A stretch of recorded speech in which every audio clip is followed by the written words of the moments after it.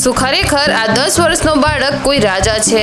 કેમ કે તેનું કહેવું છે કે હું પહેલાંના સમયમાં એક રાજા હતો અને આ મારો પુનઃજન્મ છે, જેમાં તે પોતાને રાજા માનસિંહ બતાવી રહ્યો છે. તો આ 10 વર્ષીય છોકરાનું નામ છે કાનારામ. જ્યારે એક રિપોર્ટર તેમના ઘરે જાય છે તો તે બધી જ વાત શેર કરે છે અને જુઓ, તે ખુરશીમાં પણ એક રાજાની જેમ બેઠો છે અને તે કહે છે કે આ મારો પુનઃજન્મ છે. હું પહેલાંના સમયમાં રાજા માનસિંહ હતો, જેમાં તેમની 2 પત્નીઓ અને 3 ભાઈ હતા.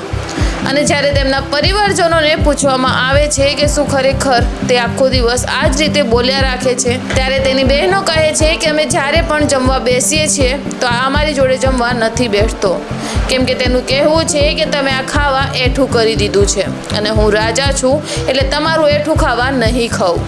અને તે વારંઘડી એક મંદિરે જવા માટેની જીદ કરે છે અને ત્યાં આમિર મંદિર જવા માટે તેમના પરિવારજનો જોડે ખૂબ જ વારંઘડી જીદ કરતો હોય છે. તે કહે છે કે તેમની માતાજીની મૂર્તિ એક ગુપ્ત રૂમમાં રાખેલી છે અને તે રિપોર્ટર કહે છે કે તે મંદિર તો આજે પણ ખુલ્લું છે, તો કઈ રીતે તે માતાજીની મૂર્તિ એક ગુપ્ત રૂમમાં રાખેલી હોઈ શકે?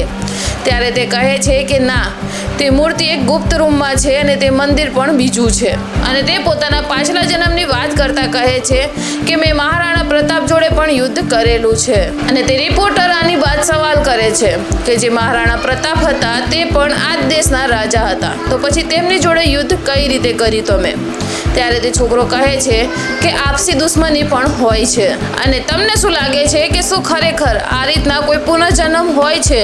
કોઈને પોતાનો પાછલો જન્મ યાદ આવી શકે કે પછી નહીં? તમારું આના ઉપર શું વિચારવું છે? કમેન્ટ બોક્સમાં જરૂરથી જણાવજો.